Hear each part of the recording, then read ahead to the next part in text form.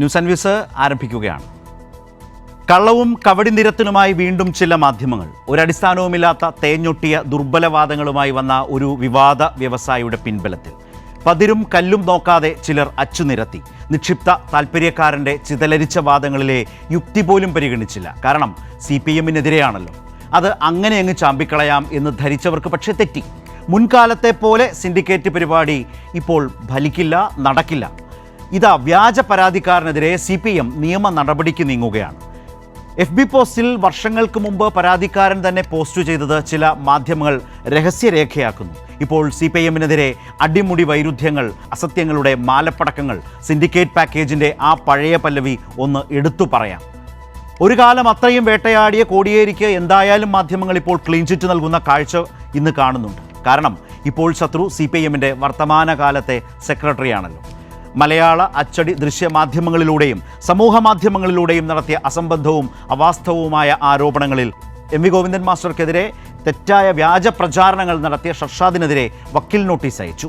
വ്യാജ ആരോപണങ്ങളും വ്യക്തി അധിക്ഷേപങ്ങളും നടത്തുന്ന ഇയാൾ നോട്ടീസ് ലഭിച്ച് 3 ദിവസത്തിനുള്ളിൽ പ്രസ്താവനകൾ പിൻവലിച്ച് മാപ്പ് പറയണം. അല്ലാത്തപക്ഷം മറ്റ് നിയമ നടപടികളിലേക്ക് പോകും. തീർത്തും അടിസ്ഥാനരഹിതവും വ്യാജവുമായ ആരോപണങ്ങളാണ് ഷർഷാദ് ഉന്നയിച്ചത്. പൊതുസമൂഹത്തിൽ അപകീർത്തിപ്പെടുത്തുക എന്ന ഉദ്ദേശമാണ് ഇതിന് പിന്നിൽ. ആരോപണങ്ങൾ പിൻവലിച്ച് ഷർഷാദ് പ്രസ്താവന ഇറക്കണം. അപകീർത്തികരമായ ആക്ഷേപങ്ങളെല്ലാം സോഷ്യൽ മീഡിയയിൽ നിന്നും ഉടൻ നീക്കം ചെയ്യണമെന്നും വക്കീൽ നോട്ടീസിൽ CPM സംസ്ഥാന സെക്രട്ടറി ഷർഷാദിനോട് ആവശ്യപ്പെട്ടിരിക്കുന്നു. ഇന്ന് ഈ ചർച്ചയിൽ പങ്കെടുക്കുന്നത് വി വസീഫ്, DYFI സംസ്ഥാന പ്രസിഡന്റ്, അഡ്വക്കേറ്റ് ലാൽകുമാർ, രാഷ്ട്രീയ നിരീക്ഷകൻ, ജോർജ് പൊടിപ്പാറ, മാധ്യമപ്രവർത്തകൻ. ഞാൻ ആദ്യം ലാലിലേക്ക്. ലാല്, ഇന്നിപ്പോൾ ഏറ്റവും പ്രധാനമായി ഇക്കാര്യത്തിൽ സംഭവിച്ചിട്ടുള്ളത് CPM-ൻ്റെ സംസ്ഥാന സെക്രട്ടറി അയച്ച വക്കീൽ നോട്ടീസാണ്. അതിലെ വിശദാംശങ്ങൾ, അതിലെന്താണ് ആവശ്യപ്പെട്ടിരിക്കുന്നത് എന്നും ഞാൻ തുടക്കത്തിൽ സൂചിപ്പിച്ചു. ഇത് പറയുമ്പോൾ തന്നെ ഏറ്റവും ശ്രദ്ധേയമായൊരു കാര്യം, കഴിഞ്ഞ വർഷം 2024 മെയ് 17 ഇതേ സംസ്ഥാന സെക്രട്ടറിക്ക് MV ഗോവിന്ദൻ മാസ്റ്റർക്ക് അയച്ച കത്തിൽ ഷർഷാദ് പറയുന്നുണ്ട്, CPM-ഉം അതിൻ്റെ സെക്രട്ടറി ശ്രീ MV ഗോവിന്ദനും ഏതെങ്കിലും തരത്തിലുള്ള നിഗൂഢ സാമ്പത്തിക ഇടപാടുകളിൽ ഏർപ്പെട്ടതായി ഞാൻ ഒരിക്കലും ആരോപിച്ചിട്ടില്ല. എനിക്ക് അങ്ങയോട് അങ്ങേയറ്റത്തെ ബഹുമാനമുണ്ട്. അങ്ങയുടെ ധാർമ്മികതയും തത്വങ്ങളെയും ഞാൻ എപ്പോഴും ആരാധിക്കുന്നു. ആ കത്ത്, ഈ പറഞ്ഞ 24 മെയ് 17 ഇതേ ഷർഷാദ് സംസ്ഥാന സെക്രട്ടറിക്ക് അയച്ച കത്ത് അവസാനിപ്പിക്കുന്നത് ഇങ്ങനെയാണ്, മാപ്പപേക്ഷയോടെയാണ്. എൻ്റെ പ്രസ്താവനകൾ നിക്ഷിപ്ത താൽപ്പര്യക്കാർ വളച്ചൊടിച്ചതിനാലുണ്ടായ ഏതെങ്കിലും അസൗകര്യങ്ങൾ, അപമാനത്തിനും പാർട്ടിയോടും നേതാക്കളോടും, അദ്ദേഹത്തോട് മാത്രമല്ല നേതാക്കളോടും, ഇപ്പോൾ പലതും പിന്നീട് വിളിച്ചു പറഞ്ഞതുകൊണ്ടാണ് ഞാൻ പറയുന്നത്, അങ്ങനെയാണ് എഴുതി അവസാനിപ്പിക്കുന്നത്. പാർട്ടിയോടും നേതാക്കളോടും ഞാൻ ആത്മാർത്ഥമായി ക്ഷമ ചോദിക്കുന്നു എന്ന് പറഞ്ഞുകൊണ്ടാണ് അങ്ങനെ പറഞ്ഞയാളാണ് 14 മാസത്തിന് ശേഷം വ്യാജ ആരോപണങ്ങളുമായി രംഗത്ത് വരുന്നത്. വേറൊരു കാര്യം കൂടിയുണ്ട്, സാന്ദർഭികമായി അതുകൂടി ഓർക്കണം. എന്തുകൊണ്ട് 2024 മെയ് 17 ഇങ്ങനെ ഒരു കത്തയച്ചു എന്ന് പരിശോധിക്കുമ്പോഴാണ് ഒരു കാര്യം മനസ്സിലാവുന്നത്. അക്കാലത്തൊരു ഓൺലൈൻ മാധ്യമത്തിന് വളരെ വിശദമായി ഇയാളൊരു അഭിമുഖം നൽകിയിരുന്നു.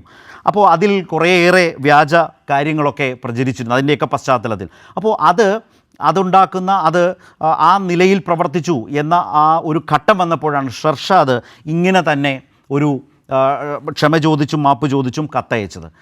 പിന്നീടാണിപ്പോൾ 14 മാസങ്ങൾക്ക് ശേഷം വീണ്ടും വന്ന് മറ്റു ചില കാര്യങ്ങൾ ഈ വിധത്തിൽ വ്യാജ ആരോപണങ്ങൾ ഉന്നയിക്കുന്ന ഒരു സാഹചര്യം. ഞാൻ ഈ കാര്യം സൂചിപ്പിച്ചത് കഴിഞ്ഞ വർഷത്തെ ഈ വിവരമടക്കം മനസ്സിൽ വെച്ചുകൊണ്ട്, അല്ലെങ്കിൽ അതിൻ്റെ ഒരു ആധികാരികത വെച്ചുകൊണ്ട് MV ഗോവിന്ദൻ മാസ്റ്ററുടെ ഈ നിയമപരമായ നീക്കം, അതിൻ്റെ സാങ്കത്യം, അതിൻ്റെ ഗൗരവം എത്രമാത്രം? അഡ്വക്കേറ്റ് ലാൽകുമാർ. നോക്കൂ, കേരളത്തിൻ്റെ രാഷ്ട്രീയ മണ്ണിൽ കുറേ നാളുകളായി നടക്കുന്നത് ഇടതുപക്ഷ പ്രസ്ഥാനങ്ങളെ, പൊതുവെ CPM-നെ ആക്രമിക്കുക, അതിൻ്റെ സംസ്ഥാന സെക്രട്ടറിയെ ആക്രമിക്കുക എന്നുള്ളതാണ് ചെയ്യുന്നത്. അതിൻ്റെ കുടുംബത്തെയും അദ്ദേഹത്തിൻ്റെ കുടുംബത്തെയും ഇല്ലാത്ത കേസുകളിലേക്കൊക്കെ എങ്ങനെയൊക്കെ പിടിച്ചിട്ട് മുന്നോട്ട് കൊണ്ടുപോവുക എന്നുള്ളത് UDF-ൻ്റെയും വലതുപക്ഷ മാധ്യമങ്ങളുടെയും ഒരു ലക്ഷ്യമാണ്. ഞാൻ ഒരു കാര്യം ആലോചിക്കുകയായിരുന്നു. മാതൃഭൂമിയുടെ പത്രത്തിൻ്റെ ഫോട്ടോസാണല്ലോ താങ്കൾ ഇവിടെ കാണിച്ചത്. പണ്ട് ഞാൻ കൈരളിയിലെ ഒരു ചർച്ച കഴിഞ്ഞിട്ട് നമ്മുടെ മരിച്ചുപോയ ബാസുരേന്ദ്ര ബാബു സഖാവ്, അദ്ദേഹമായിട്ട് വ്യക്തിപരമായ ഒരു സംഭാഷണത്തിനൊരു സ്കോപ്പ് കിട്ടി, അങ്ങോട്ട് ചാൻസ്. അന്ന് അദ്ദേഹം രാഷ്ട്രീയത്തെക്കുറിച്ചും മാധ്യമങ്ങളുടെ രാഷ്ട്രീയത്തെക്കുറിച്ചും ഒക്കെ പറഞ്ഞപ്പം അദ്ദേഹം ഉപയോഗിച്ചൊരു വാക്കാണ്, ഞാനത് ഹൃദയത്തോട് എപ്പോഴും ചേർത്ത് പിടിക്കുകയും എപ്പോഴും ഉപയോഗിക്കുന്നൊരു വാക്കാണ്, മാതൃഭൂമിയിലും ഉണ്ട് ഭൂമി, ജന്മഭൂമിയിലും ഉണ്ട് ഭൂമി. അതാണ് ഇവിടെ കണ്ടുകൊണ്ടിരിക്കുന്നത് കുറേ നാളുകളായി. എന്താണോ നമ്മൾ പ്രതീക്ഷിക്കുന്നത് അതേ രീതിയിൽ തന്നെയാണ് സാധാരണഗതിയിൽ മാതൃഭൂമി ഇപ്പം പെരുമാറിക്കൊണ്ടിരിക്കുന്നത്. അത് പറഞ്ഞിട്ടേ ഉള്ളൂ ബാക്കി എന്തും എന്ന് ഞാൻ കരുതുന്നു. മാതൃഭൂമി കുറേ നാളുകളായി എടുക്കുന്ന നയം, കുറേ നാളുകൾ എന്ന് പറഞ്ഞാൽ CPM അധികാരത്തിൽ വന്ന ശേഷം അവരെടുക്കുന്നൊരു നയം എങ്ങനെയൊക്കെ ഇതിനെ ഇടിച്ചു താക്കുക, എഴുത്തിക്കെട്ടുക എന്നുള്ളത് മാത്രമാണ്. പത്രമാധ്യമ പ്രവർത്തനത്തിനകത്ത് നിങ്ങൾക്ക് ഒരു ക്രോസ് ചെക്ക് ചെയ്യാൻ പോലും നോക്കാതെ, എന്താണ് ഇത് നടക്കുന്നതെന്ന് അറിയാതെ ആൾക്കാർ പല കാര്യങ്ങളും കൊടുക്കാറുണ്ട്. നമ്മൾ എന്തെങ്കിലും ഇപ്പം എന്നോട് തന്നെ പല ദൃശ്യമാധ്യമ പ്രവർത്തകരും പറഞ്ഞിട്ടുണ്ട്, ലാലെ ചെക്ക് ചെയ്യാൻ പറ്റത്തില്ല, ബ്രേക്കിംഗ് ആണെന്ന് പറഞ്ഞ് പിന്നീടായിരിക്കും ചെക്ക് ചെയ്യാൻ പറ്റുന്നത് എന്ന് പറയുക. അത് സാധാരണ അബദ്ധം പറ്റും, അത് തിരുത്തൽ വരും, വലിയ വിവാദമാക്കും, വിവാദം ചർച്ച ഇതൊന്നുമില്ലാത്ത എയറിലേക്ക് പോവും. ഇതൊക്കെ നമ്മൾ കാണുന്നതാണ്. പക്ഷേ ഈ വിഷയം, ഈ കത്ത് ഈ ലോകത്തുള്ള പഞ്ചായത്തിലെ കുഞ്ഞുങ്ങൾക്ക് മൊത്തം കിട്ടിക്കഴിഞ്ഞ് രഹസ്യരേഖ എന്നുള്ള രീതിയിൽ അവതരിപ്പിക്കുന്ന മാതൃഭൂമിയുടെ ആ ഒരു ഉളുപ്പില്ലായ്മയുണ്ടല്ലോ, പറയാതിരിക്കാൻ പറ്റില്ല. ഭയങ്കര കഷ്ടമാണ്. കാര്യം മാധ്യമപ്രവർത്തനം ഇത് ഈ സ്വാതന്ത്ര്യ സമര കാലത്ത് തുടങ്ങിയതാണെന്ന് പറഞ്ഞിട്ട് ഇത് ഈ ടിഷ്യൂ പേപ്പറിൻ്റെ ക്വാളിറ്റി പോലും ഇല്ലാത്ത ഇടപാടാണ് ഇവർ കാണിച്ചുകൊണ്ടിരിക്കുന്നത്. I don't mind saying it because we are expecting certain things from Mathrubhumi or from the media people, but we are not getting it. അതുകൊണ്ടാണ് ഇത് പറയേണ്ടി വരുന്നത്. നോക്കൂ, ഇവിടെ ഞാൻ മാധ്യമങ്ങളെയാണ് ആദ്യം പറയേണ്ടത്. കാര്യം ഒരു വഴി കൂടെ പോയ ഒരാൾ, അയാൾ ആരാണെന്ന് പോലും ആർക്കും അറിയത്തില്ല. ഷെർഷാദ് ഒരു പേരാണ്, വന്ന് ഒരു ദിവസം ഒരു കാര്യം പറയുകയാണ്, അത് CPMൻ്റെ സംസ്ഥാന സെക്രട്ടറിയുടെ മകൻ ഉടനെ ഒരു വിഷയമാകുക. ഞാൻ ശരത്തേട്ടൻ മാധ്യമപ്രവർത്തനം നടത്തുന്നുള്ളൂ. ഇന്ത്യയിലെ രാഷ്ട്രീയ പ്രവർത്തനത്തിൽ രാഷ്ട്രീയവുമായി ചേർന്ന് നിൽക്കാത്ത, രാഷ്ട്രീയ പ്രവർത്തനത്തിലുള്ള എന്നുവെച്ചാൽ രാഷ്ട്രീയ നേതാവിൻ്റെ രാഷ്ട്രീയ പ്രവർത്തനത്തിൽ നിൽക്കാത്ത എത്ര മക്കളെ നിങ്ങൾക്കറിയാം? സിദ്ധരാമയ്യയുടെ മക്കളെക്കുറിച്ച് നിങ്ങൾക്ക് അറിയാവോ? അല്ലെങ്കിൽ DK ശിവകുമാറിൻ്റെ മക്കളെ കുറിച്ച് നിങ്ങൾക്ക് അറിയാവോ? അമിത്ഷായുടെ മോനെ കുറിച്ച് അറിയാൻ കാര്യം അദ്ദേഹം രാഷ്ട്രീയവുമായിട്ട് ബന്ധപ്പെട്ട് നിൽക്കുന്ന ഒരാളാണ്. ഈ പറയുന്ന അങ്ങനല്ലാത്ത അറിയാവുന്ന ഒരു വിഭാഗം ആൾക്കാർ CPMൻ്റെ മാത്രമേ ഉള്ളൂ. നിങ്ങൾ ശ്രദ്ധിച്ചാൽ മനസ്സിലാവും. കേരളത്തിൽ കെ സുധാകരൻ മക്കളുണ്ടോ എന്ന് പോലും എനിക്കറിയില്ല. സണ്ണി ജോസഫിൻ്റെ മക്കൾ എന്ത് ചെയ്യുന്നു എനിക്കറിയില്ല. രമേശ് ചെന്നിത്തലയുടെ മകൻ അക്കാഡമിക്കലി ബ്രില്യൻ്റ് ആണെന്ന് കേട്ട് അദ്ദേഹം എവിടെയോ ജോലിക്ക് കയറി എന്നുള്ള കാര്യം നമുക്കറിയാം. അത് അക്കാഡമിക് വഴിയാണ് നമ്മൾ അറിയുന്നത്, അല്ലേ? പക്ഷേ ഇതൊന്നും CPMന് ബാധകമല്ലെന്നുള്ളതാണ്. അപ്പോൾ എന്ത് വാർത്ത കിട്ടിയാലും അത് നാട്ടുകാരിലേക്ക് എത്തിക്കാനുള്ള ഒരു ത്വരയുണ്ടല്ലോ. ഈ മാതൃഭൂമിയുടെ വാർത്ത പിടിച്ച് കേരളത്തിലെ എല്ലാ ദൃശ്യമാധ്യമ പ്രവർത്തകരും CPMന് കിട്ടിയ രഹസ്യരേഖയെക്കുറിച്ച് ചർച്ച ചെയ്യാം. ഒരു അന്തസ്, ഒരു ശതമാനം ഉളുപ്പുണ്ടെങ്കിൽ ഇത് ചെയ്യുമോ? മാധ്യമപ്രവർത്തനം ഞാനായിരിക്കും ഏറ്റവും കൂടുതൽ മാധ്യമപ്രവർത്തനം ഫോളോ ചെയ്യുന്ന ആൾ. നിങ്ങൾ മാധ്യമപ്രവർത്തകരാണല്ലോ, അല്ലേ? പല മാധ്യമങ്ങൾ നോക്കുന്ന ആൾ ചിലപ്പോൾ ഞാനായിരിക്കും കൂടുതൽ. ഇതിനകത്ത് പറയുക, ഇവർ പണ്ട് പിണറായി വിജയൻ ഉപയോഗിച്ചൊരു വാക്കുണ്ടല്ലോ, നികൃഷ്ടജീവി എന്ന് പറയുന്നല്ലോ, അതുപോലെ രീതിയിലേക്കാണ് ഇത് കാര്യങ്ങൾ മാറ്റിക്കൊണ്ടിരിക്കുന്നത്. ഇങ്ങനെ ഈ വൾച്ചേഴ്സിനെ പോലെ you are trying to find out the dead.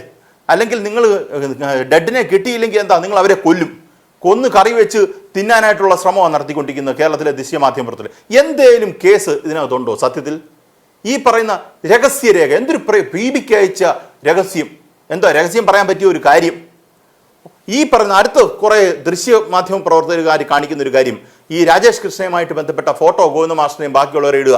നോക്കൂ, നമ്മുടെ രാഷ്ട്രീയ പ്രവർത്തകരൊക്കെ പുറത്തു പോകുമ്പം രാഷ്ട്രീയവുമായിട്ട് ചേർന്ന് നിൽക്കുന്ന അവിടുത്തെ യോഗങ്ങൾ നടക്കുന്നിടത്ത് പങ്കെടുക്കും. ഒരു വീട്ടിലായിരിക്കും താമസിക്കുക, അല്ല വലിയ വലിയ വലിയ മുന്തിയ ഹോട്ടലൊന്നും അല്ല താമസിക്കുക, അവിടുത്തെ പ്രവർത്തകരുമായിട്ട് ചേർന്നായിരിക്കും താമസിക്കുക. രാജേഷിനെ അറിയാമായിരിക്കും വർഷങ്ങളായി. ഇവർ പറയുന്ന കേട്ട് കഴിഞ്ഞാൽ എൻ്റെ അറിവിൽ രാജേഷ് ഒരു സാധാരണപ്പെട്ട മനുഷ്യനാണ്, ഒരു NRI ആണ്. അയാൾ വലിയ കുത്തക മുതലാളിയൊന്നും അല്ല, ഞാൻ മനസ്സിലാക്കിയെടുത്തോളം. എനിക്ക് അയാളെ വ്യക്തിപരമായി അറിയില്ല. പക്ഷേ ഞാൻ 1-2 പേരോട് സംസാരിച്ചപ്പോൾ അദ്ദേഹം CPMനോട് അനുഭാവമുള്ള പുറത്ത് താമസിക്കുന്ന ഒരു NRI ആണ്. അതല്ലാതെ അയാൾ വലിയ വ്യവസായിയൊന്നും അല്ല ഞാൻ കേട്ടിടത്തോളം. അയാളെ പെട്ടെന്ന് അംബാനിയും ടാറ്റയും പോലെ ഗോവിന്ദ മാസ്റ്റർ ഇടപെട്ടുകൊണ്ടാണ് ടാറ്റയും ബിർളയും ഒക്കെ ആക്കി, എന്നിട്ട് അയാളെ പട്ടിയാക്കി പേപ്പട്ടിയാക്കി തല്ലിക്കൊല്ലുന്ന ഒരു സംവിധാനത്തിലേക്ക് കേരളത്തിലെ മാധ്യമ പ്രവർത്തനം മാറിയെന്നുള്ളതാണ്. രാജേഷ് അത്ര വലിയ ആളല്ല എന്നാണ് ഞാൻ മനസ്സിലാക്കിയത്.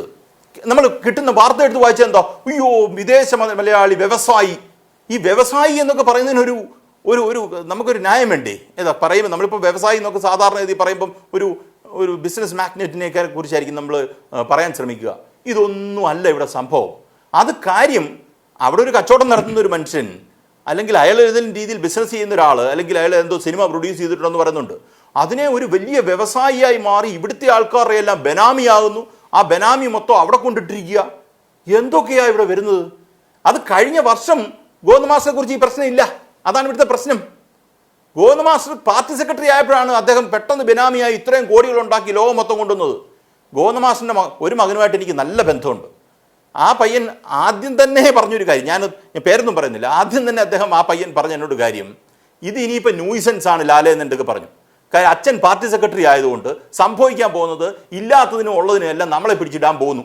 കോടിയേരി ബാലകൃഷ്ണൻ സംഭവിച്ച പോലെ തന്നെ സംഭവിക്കും എന്ന് അദ്ദേഹം എന്തൊക്കെ പറഞ്ഞാണ്, ആ പയ്യൻ എന്തൊക്കെ പറഞ്ഞതാണ്. ഒരു പൊതുപ്രവർത്തകൻ്റെ മക്കൾക്ക് ഇവിടെ സമാധാനമായിട്ട് ജീവിക്കാൻ പറ്റത്തില്ല. കാര്യം നിങ്ങൾക്ക് രാഷ്ട്രീയമായിട്ട് ഒരാളോട് എതിർപ്പുള്ളതുകൊണ്ട് ഇന്ന് എം ടി രമേശ് വരുന്നു, വി ഡി സതീശൻ വരുന്നു, വ്യക്തത വേണം, മുഖ്യമന്ത്രി പ്രതികരിക്കണം, പ്രധാനമന്ത്രി പ്രതികരിക്കണം. ആരൊക്കെയാണ് ഇത് പ്രതികരിക്കേണ്ടത്? അതിന് എന്താ കാര്യം? ഈ പറയുന്നത് കൊച്ചു പിള്ളേരുടെ വില കിട്ടിയിരിക്കുന്ന ഒരു കത്ത്, അത് കുറേ ആൾക്കാരെല്ലാം കൂടെ ചേർന്നിരുന്ന് ഉണ്ടാക്കിയെടുത്ത ഒരു വ്യാജ സാധനം. അല്ല, നിങ്ങൾ കംപ്ലൈൻറ്റ് കൊടുത്തിട്ടുണ്ട്, അതിനെന്നാന്നേ ഇയാൾ കംപ്ലൈൻറ്റ് കൊടുത്ത പറഞ്ഞാൽ CPM നടപടിയെടുക്കുന്നത് തന്നെ നിർബന്ധം സൗകര്യപ്പെടുത്തില്ല. അങ്ങനെയാണെങ്കിലോ?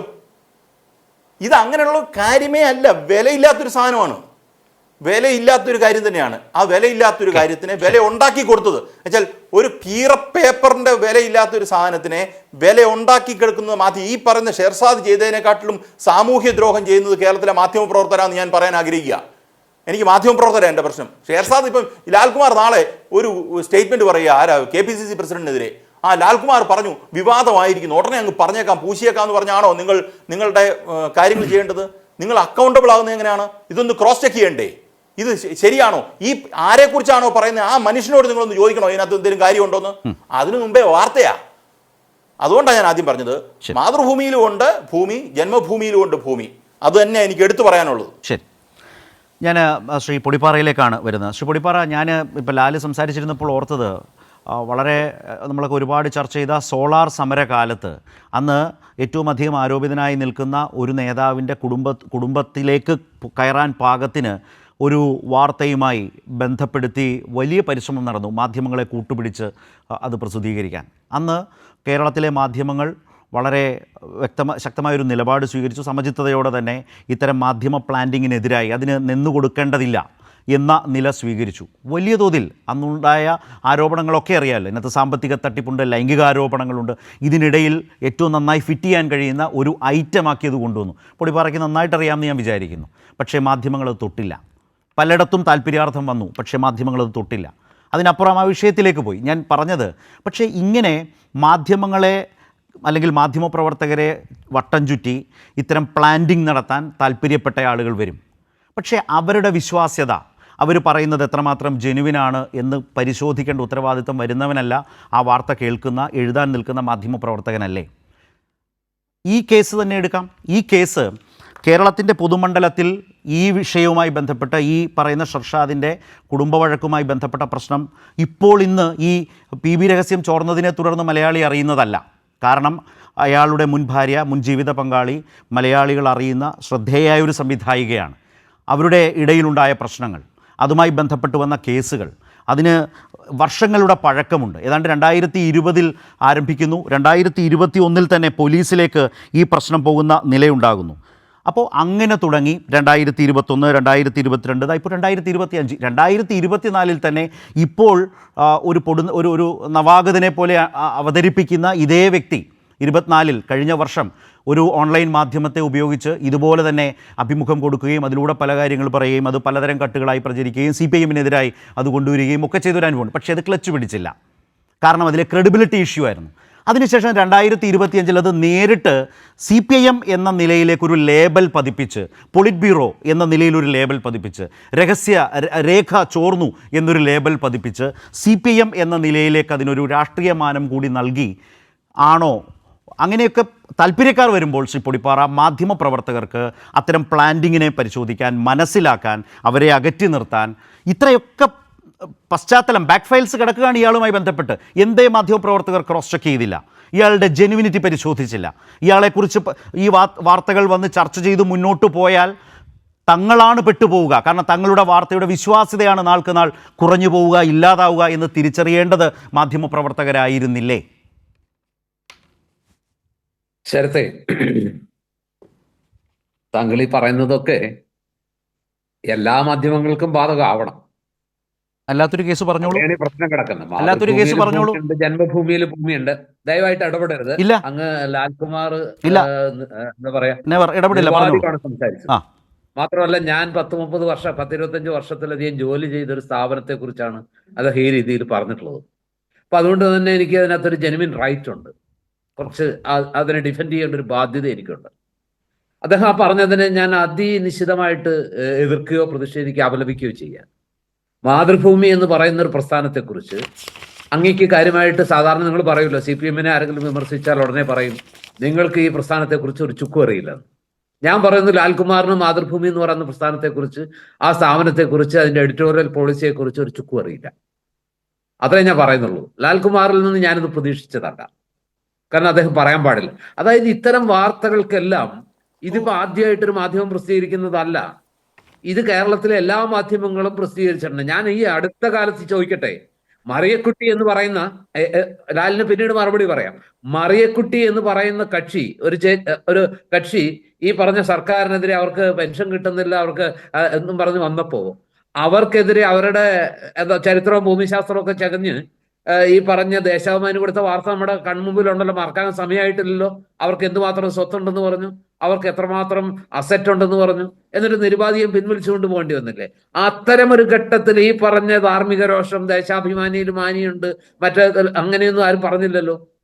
ഞാൻ ചോദിക്കുന്ന, ഇതൊക്കെ എല്ലാ മാധ്യമങ്ങളും ഇത്തരത്തിലുള്ള ആരോപണങ്ങൾ ലഭിക്കുമ്പോൾ അത് ചെയ്യാറുണ്ട്.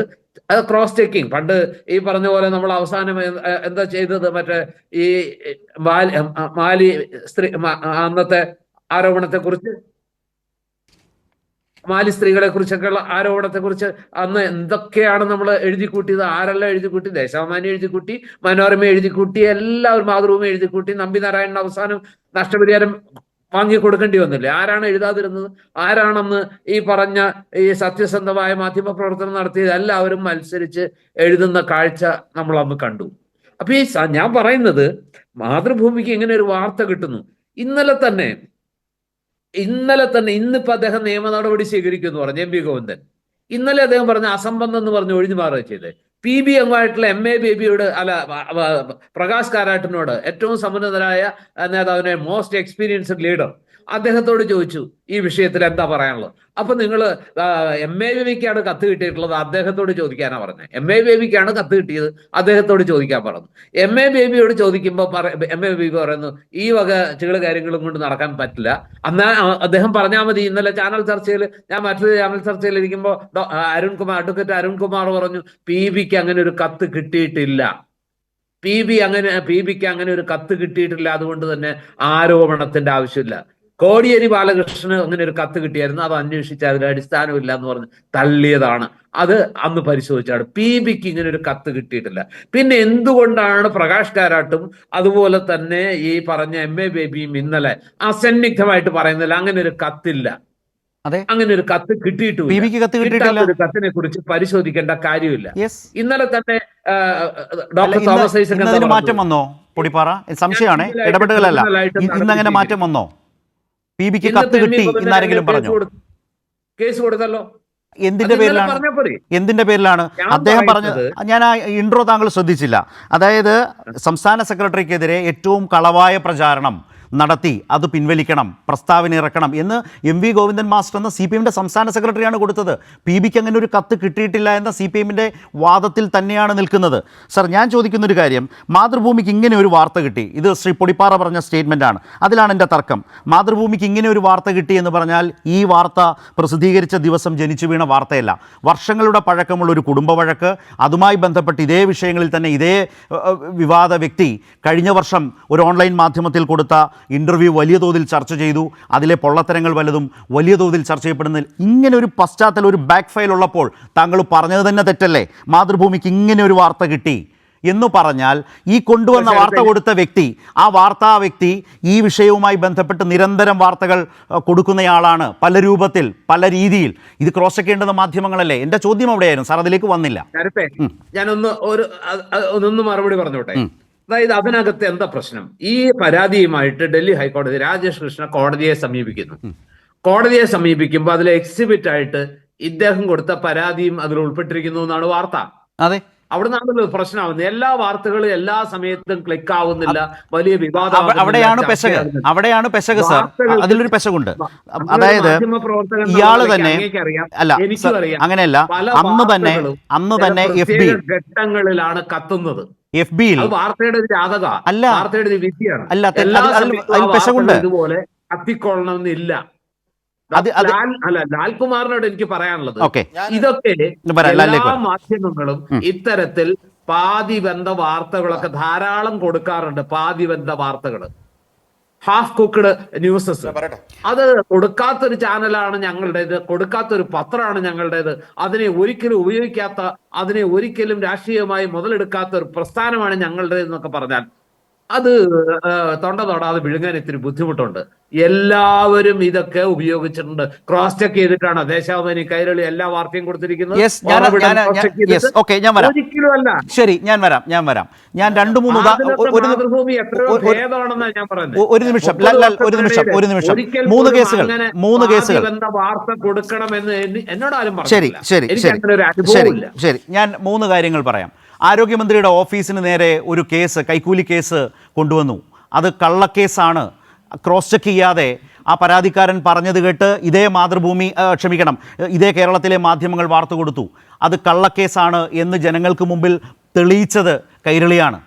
അതുപോലെ തന്നെ മുണ്ടക്കൈ ചൂരൽമല കേസിൽ ഹൈക്കോടതിയിൽ കൊടുത്തൊരു അഫിഡവിറ്റ്, അത് ഏറ്റവും തെറ്റിദ്ധാരണാജനകമായി സർക്കാരിനെതിരായി വാർത്ത പടച്ചുണ്ടാക്കിയപ്പോൾ ഇത് ശരിയായ വിധത്തിലല്ല ഇതിനെ മനസ്സിലാക്കിയിരിക്കുന്നത്. വ്യക്തമായ പരിശോധന നടത്തിയിട്ടില്ല. ബന്ധപ്പെട്ട ആളുകളോട് ക്രോസ് ചെക്ക് ചെയ്യാതെയാണ് ഈ മാധ്യമങ്ങൾ വാർത്ത കൊടുക്കുന്നത് എന്ന് തന്നെയാണ് ഞങ്ങൾ പറഞ്ഞത്. അതാണ് ശരിയായും വന്നിട്ടുള്ളത്. ഇങ്ങനെ ഓരോ ഘട്ടത്തിലും കഴിയുന്നത്ര നോക്കി തന്നെയാണ്. ഞാൻ പൊടിപ്പാറയെപ്പോലൊരു സീനിയർ മാധ്യമ പ്രവർത്തകനിൽ നിന്ന് ഈ ഒരു പൊതുവൽക്കരണം തീരെ പ്രതീക്ഷിച്ചില്ല. എല്ലാവരും സത്യസന്ധമായിട്ടല്ല കൊടുക്കുന്നതിൽ കള്ളമുണ്ട്, ഇങ്ങനെയൊക്കെ സംഭവിക്കും. ആ നിലയിലാണോ കാര്യങ്ങളെ കാണാൻ കഴിയുന്നത്ര ചെയ്യണം. താങ്കൾ ഒരു ഉദാഹരണം എടുത്തു കാട്ടിയല്ലോ. ആ ഉദാഹരണത്തിൽ നിന്നടക്കം നമ്മൾ പഠിക്കണ്ടേ? ശ്രീ ലാൽകുമാർ, താങ്കൾ ഉന്നയിച്ച വാദത്തെ പൂർണ്ണമായും അദ്ദേഹം ശക്തമായി വിമർശിച്ചു. കാര്യകാരണ സഹിതം വിമർശിച്ച് താങ്കളെ ബോധ്യപ്പെടണമെന്നില്ല. പക്ഷേ ആ നിലയിൽ അദ്ദേഹത്തിന് ഈ വിഷയത്തിൽ ഇടപെടാൻ കഴിഞ്ഞിട്ടുണ്ടോ? ഇതിലെ ഓരോ വിഷയങ്ങൾ പരിശോധിച്ച് ഒരു കാര്യം കൂടി ചോദിക്കട്ടെ. എൻ്റെ കേസ് ഇതാണ്. എൻ്റെ കേസ് പലതരം പ്ലാന്റിംഗ് നടക്കും. മാധ്യമപ്രവർത്തകരെ സമീപിക്കും വാർത്തകളുമായി താല്പര്യാർത്ഥം. അത് മനസ്സിലാക്കേണ്ട ഉത്തരവാദിത്വം വരുന്നവർക്കാണോ അതോ മാധ്യമപ്രവർത്തകർക്കാണോ? ഇതിന് വർഷങ്ങളുടെ പഴക്കമില്ലേ ഈ സംഭവത്തിന്? അപ്പോൾ പിന്നെ ഇതിൻ്റെ ബാക്ക് ഫയൽ പരിശോധിക്കേണ്ടത് ഈ വാർത്ത എത്തിക്കുമ്പോൾ ആ മാധ്യമപ്രവർത്തകരല്ലേ? ഉദാഹരണത്തിന് ഈ വിഷയത്തിൽ തന്നെ നോക്കാം. ഞാനതിന് ഉദാഹരിക്കുന്നത് മുമ്പ് പറഞ്ഞ ഷർഷാദിൻ്റെ മുൻ ജീവിത പങ്കാളി രത്തീന PT സംവിധായിക, പുഴു എന്ന സിനിമയുടെ സംവിധായിക, ഇന്ന് ഒരു ചാനൽ ചർച്ച ചെയ്യുന്നത് അവതാരവും പുഴുവും എന്ന് പറഞ്ഞാണ്. എന്ന് വെച്ചാൽ കേരളത്തിലെ ഒരു വനിതാ സംവിധായിക എത്രമാത്രം അപകീർത്തിപ്പെടുത്തും വിധത്തിലേക്കാണ് ഒരു ചർച്ചയ്ക്ക് തലക്കെട്ടുണ്ടാക്കുന്നത്.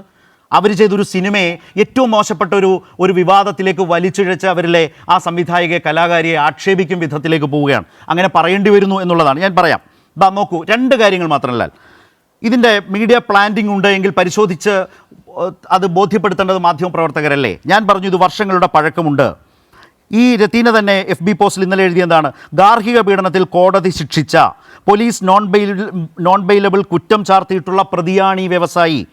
ഇവരുടെ മുൻ ഭർത്താവിനെക്കുറിച്ച്, ജീവിത പങ്കാളിയെക്കുറിച്ച് പറയുകയാണ്. ഏകദേശം 2020 കാലഘട്ടത്തിൽ ആ ബന്ധം അവസാനിപ്പിച്ചു. 2021 മാർച്ചിൽ കോടതി പ്രൊട്ടക്ഷൻ ഓർഡർ തന്നതിന് ശേഷമാണ് എൻ്റെ ആദ്യ സിനിമ ഷൂട്ട് ചെയ്തത്. എന്ന് വെച്ചാൽ കോടതി പ്രൊട്ടക്ഷൻ ഓർഡർ കൊടുക്കുന്നത് ആരിൽ നിന്നൊരു പ്രൊട്ടക്ഷനാണ് എന്ന് മനസ്സിലാക്കാൻ അധികം ബുദ്ധിമുട്ടൊന്നും വേണ്ടല്ലോ. അവരുടെ ഒരു ജീവിതാനുഭവം പറയുന്നു. എൻ്റെ പിതാവിനെ ഗ്യാരണ്ടറാക്കി ഒരു ലോൺ എടുത്തു, അത് അടയ്ക്കാതെ അടച്ചെന്ന് പറഞ്ഞ് കബളിപ്പിച്ചു. പിന്നീട് ഗ്യാരണ്ടറിൻ്റെ പിതാവായതിനാൽ എൻ്റെ കുടുംബ വീട് ജപ്തി നടപടിയിലേക്കെത്തി. 2,65,00,000 രൂപ അടയ്ക്കണം ഈ പറയുന്ന വ്യവസായി. ഫോൺ ഓഫ് ചെയ്ത് മുങ്ങി. ഏതൊരാളെ പോലെ ഞാനും കരഞ്ഞു. അന്ന് മന്ത്രിയായിരുന്ന തോമസ് ഐസക് സാറിനെ കണ്ടു. ജപ്തി നടപടികൾ തൽക്കാലം നിർത്തി എനിക്ക് കുറച്ച് സമയം സാവകാശം വാങ്ങി തന്നു. പക്ഷേ വ്യവസായി അടച്ചില്ല. എന്ന് വെച്ചാൽ 2,60,00,000 ചെറിയ പൈസയല്ല. പണമടച്ച് ജപ്തി ഒഴിവാക്കിയപ്പോൾ ആ ബാങ്കിനെതിരെ ഇയാൾ പരാതി കൊടുത്തു. ഡൊമസ്റ്റിക് വയലൻസ് കേസിൽ കോടതിയിൽ ഹാജരായില്ല, ക്രോസിന് ഹാജരായില്ല. കോടതി നിർദ്ദേശങ്ങൾ അനുസരിക്കാതെ വിധി വരുന്നതിന് ഏതാനും മാസങ്ങൾക്ക് മുമ്പ് അയാൾ ഒരു യൂട്യൂബ് ചാനലിന് ഇൻ്റർവ്യൂ കൊടുത്തു. മമ്മൂക്കയെ അവഹേളിച്ചു. പക്ഷേ ബോധമുള്ള മലയാളികൾ അത് പുച്ഛിച്ചു തള്ളി. മീഡിയ ഏറ്റെടുത്തില്ല. ഇത് കഴിഞ്ഞ വർഷം സംഭവിച്ച കാര്യങ്ങളാണ്. അപ്പോൾ ഇങ്ങനെ എനിക്കെതിരെയോ രത്തീന എഴുതുന്നതാണ്, മലയാളത്തിലെ ആ സംവിധായക എഴുതുന്നതാണ്, എനിക്കെതിരെയോ ബന്ധുക്കൾക്കോ കൂടെ ജോലി ചെയ്യുന്നവർക്കെതിരെയോ നേരിട്ടോ സോഷ്യൽ മീഡിയ വഴിയോ ഇലക്ട്രോണിക് മാധ്യമങ്ങൾ വഴിയോ ഒരു തരത്തിലും മോശമായ പരാമർശങ്ങൾ ഉണ്ടാവരുത് എന്ന് കോടതി നിർദ്ദേശിച്ചു. എന്ന് പറഞ്ഞാൽ കോടതിയിൽ കേസിൽ പ്രതിയായി കോടതി വിധിയും നിർദ്ദേശങ്ങളും വന്നു നിൽക്കുന്ന ഒരു വ്യക്തി അത് ഉറപ്പുവരുത്താൻ പോലീസിനെ ചുമതലപ്പെടുത്തുകയും ചെയ്തു. കൂടാതെ എനിക്ക് 2,20,00,000 രൂപയും 6 മാസത്തിനകം തിരിച്ചു തരാൻ ഉത്തരവാക്കി. ഈ വ്യക്തിക്കെതിരെയാണ് ഈ വിധി, കോടതി വിധി. ഇതൊന്നും പാലിച്ചിട്ടില്ല. കുടുംബ കോടതിയിൽ കൊടുത്ത ഡിവോഴ്സ് കേസിൽ ഈ 2024 ഡിസംബറിൽ ഡിവോഴ്സ് അനുവദിച്ച് വിധി വന്നു. അതിനോടൊപ്പം കോടതി കുട്ടികളുടെ സമ്പൂർണ്ണ കസ്റ്റഡിയും ഈ സ്ത്രീക്ക് അനുവദിച്ചു. കുഞ്ഞുങ്ങൾക്ക് അവകാശപ്പെട്ട ജീവനാംശം പോലും കൊടുക്കാത്തയാളാണ് ഈ വ്യവസായി. കുഞ്ഞുങ്ങളുടെ ID കാർഡുകൾ, പാസ്പോർട്ട് എല്ലാം തിരിച്ചു തരാൻ കോടതി നിരന്തരം ആവശ്യപ്പെട്ടിട്ടും അയാൾ തന്നിട്ടില്ല. ഈ പറയുന്ന വ്യക്തി ഒരു പരാതിയുമായി അല്ലെങ്കിൽ ഒരു വാർത്തയുമായി മാധ്യമപ്രവർത്തകരെ സമീപിച്ചാൽ ലാൽ, എന്താണ് ആ മാധ്യമപ്രവർത്തകൻ ചെയ്യേണ്ടത്? ഇത് പ്ലാന്റിംഗ് ആണോ? സത്യസന്ധമാണോ? കഴിയുന്നത്ര പരിശോധന സാധ്യമായ പൊടിപ്പാറയുടെ ആ സ്കെയിൽ വെച്ചുള്ള പരിശോധനയെങ്കിലും കേരളത്തിലെ മാധ്യമങ്ങൾ ഈ കേസിൽ നടത്തിയിട്ടുണ്ടോ? അല്ല, അതിനു മുമ്പ് എനിക്ക് ഒരു സംശയം തീർക്കാനുണ്ട്. ഒറ്റ ചോദ്യമാണ്, അതിന് ഉത്തരവായിട്ട് തന്നെ കിട്ടണം, അതിന് എക്സ്പ്ലനേഷൻ ഒന്നും വേണ്ട. പൊടിപ്പാറ സാർ അവസാനം മാതൃഭൂമി ജോലി ചെയ്തെന്നാന്ന് ചോദിച്ചേ, ജസ്റ്റ് ഒന്ന് കേൾക്കാനോ ജനങ്ങൾ അതുകൂടെ അറിയാം. എനിക്ക് അറിഞ്ഞാൽ കൊള്ളാന്നുണ്ട്. പൊടിപ്പാറ സാർ അവസാനം ജോലി ചെയ്ത ഞാൻ മാതൃഭൂമി ജോലി ചെയ്താന്നുള്ള കാര്യം ഞാൻ അക്സെപ്റ്റ് ചെയ്തു.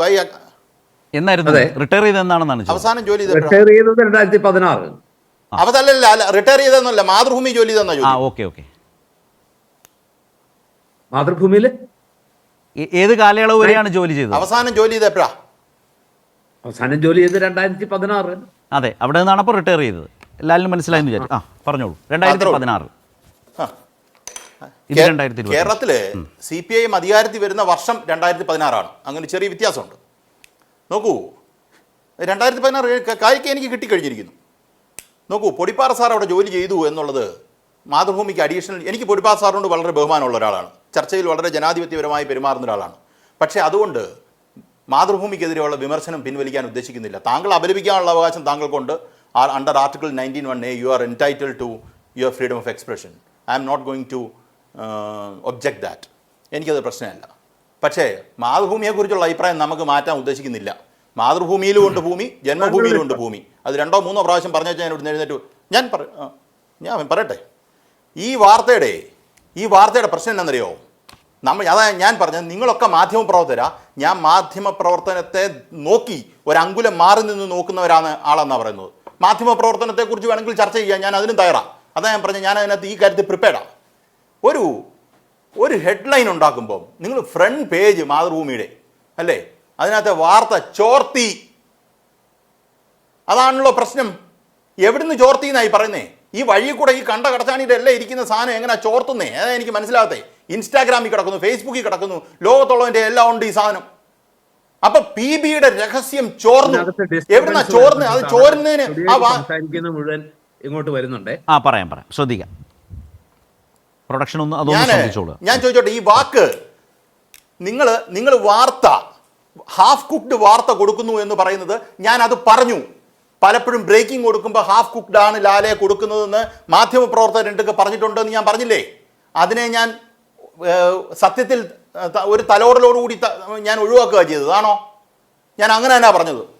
പക്ഷെ ചോർത്തി അല്ലെങ്കിൽ ചോർന്നു എന്ന് പറയുന്ന വാക്ക് ഏതർത്ഥത്തിൽ ഉപയോഗിക്കുന്നു?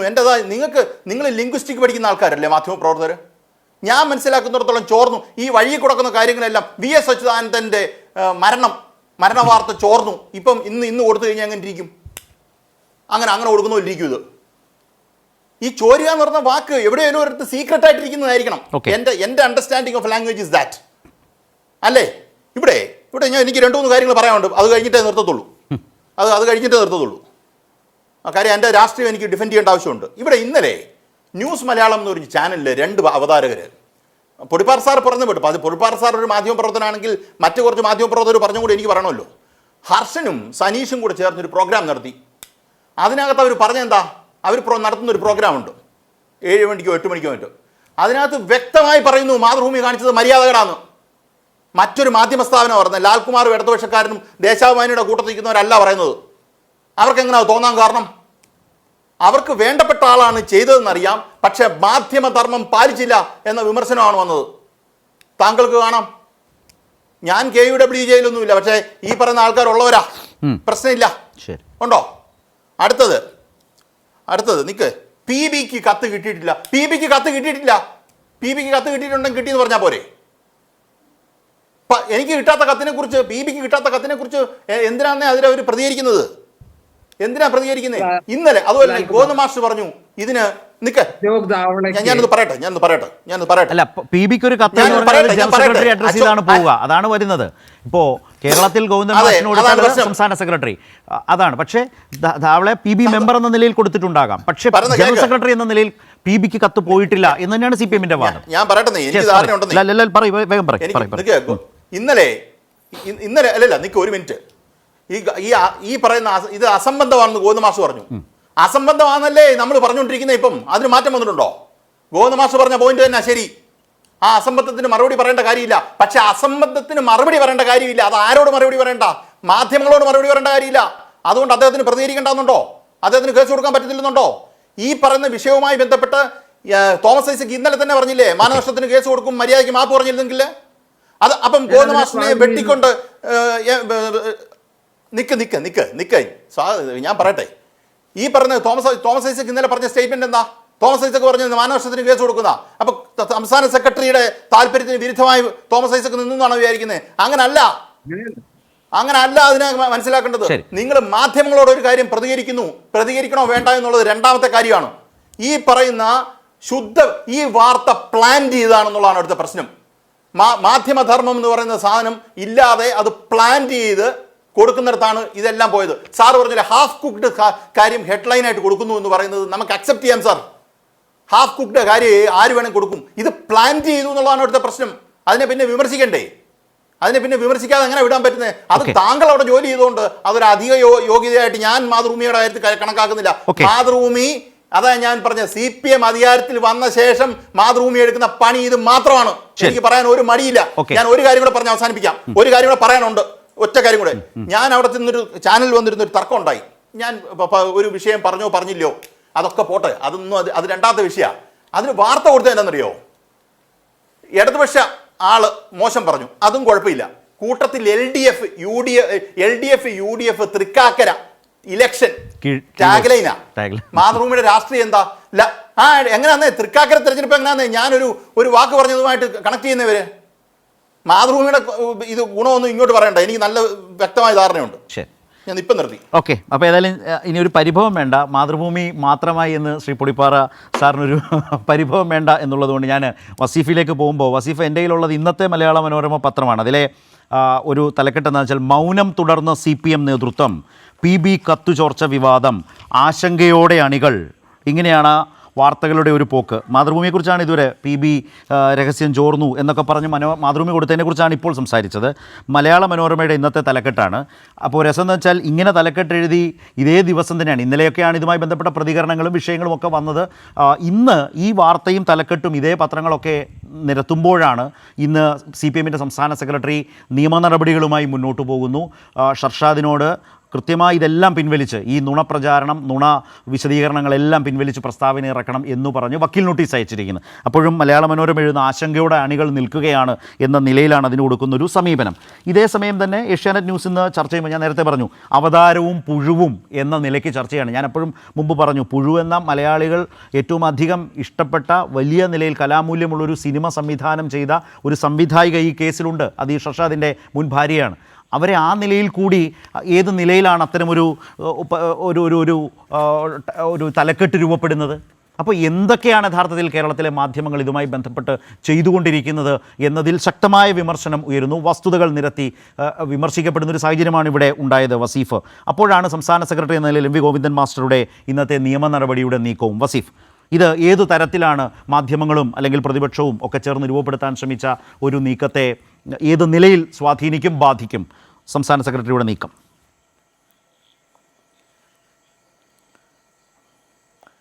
ഞാനിവിടെ ഒരു ഫേസ്ബുക്ക് പോസ്റ്റ് നിങ്ങൾ വായിച്ചിട്ടുണ്ടാവില്ല എന്നാണ് ഞാൻ കരുതുന്നത്. റത്തീന PT എന്ന് പറയുന്ന ഈ പരാതിക്കാരൻ്റെ മുൻ ജീവിത പങ്കാളിയുടെ ഒരു പോസ്റ്റ്.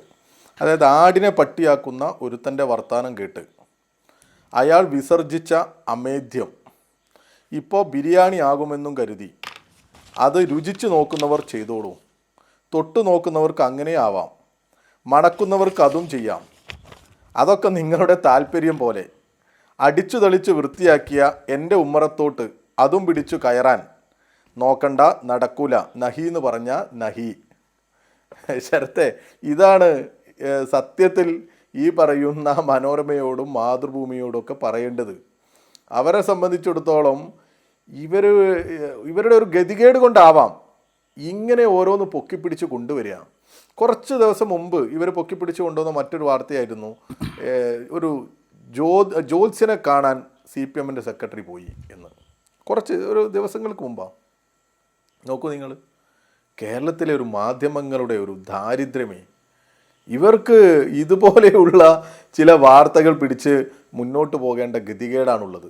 അതിന് കുറച്ച് മുമ്പ് കോടിയേരി ബാലകൃഷ്ണൻ സഖാവ് ഞങ്ങളുടെ പാർട്ടി സെക്രട്ടറിയായി നിൽക്കുന്ന സമയത്ത്, അവസാന ഘട്ടത്തിൽ അദ്ദേഹത്തിന് അസുഖമൊക്കെ ഉള്ള സമയത്ത്, ഒരു പ്രസംഗത്തിനിടയിൽ അദ്ദേഹം കൈ പൊക്കി ഒരു ആംഗ്യം കാണിക്കുന്ന സമയത്ത് അദ്ദേഹത്തിൻ്റെ കയ്യിൽ ഒരു ചരട്, ഒരു ചെറിയ ഒരു മാർക്ക് കണ്ടിട്ട് കൈയുടെ ഉൾഭാഗത്ത് അത് ഏലസ് ആണെന്നും പറഞ്ഞൊരു വാർത്ത ഓർമ്മയില്ലേ നിങ്ങൾക്ക്?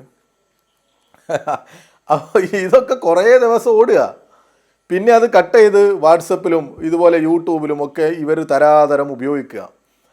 അതാണ് ഇപ്പോൾ നടക്കുന്നത്. പക്ഷേ ഈ മറുനാടൻ മലയാളിയുടെ ഒരു നിലവാരത്തിലേക്ക് കേരളത്തിലെ മാതൃഭൂമിയും മനോരമയും ഒക്കെ മാറി എന്ന് തന്നെയാണ് പറയാനുള്ളത്.